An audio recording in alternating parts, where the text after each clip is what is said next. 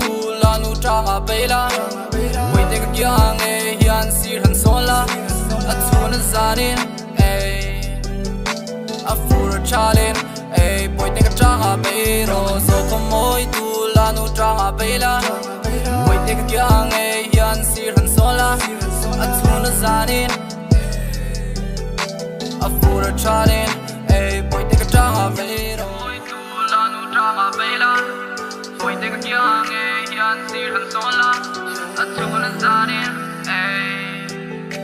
A fura chalin Boy te ka tranga bero So ko moi tu la nu tranga bela Boy te kyang e hian sir han sola A tuna zanin A fura chalin Boy te ka tranga bero Tranga bela, boy te kyang e hian sir han sola,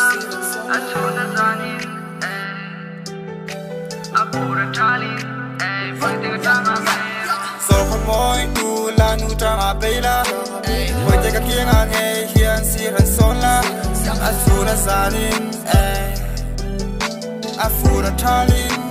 boy te ka tranga bela. So ko moi tu la nu tranga bela. Boy te ka kyang e hian sir han sola A tuna zanin A fura chalin Boy te ka tranga bela So ko moi tu la nu tranga bela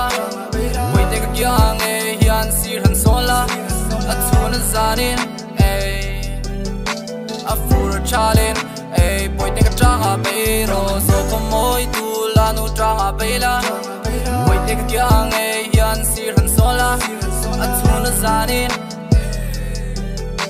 A fura chalin Boy te ka tranga bela Moi tu la nu tranga bela Boy te kyang e hian sir han sola A tuna zanin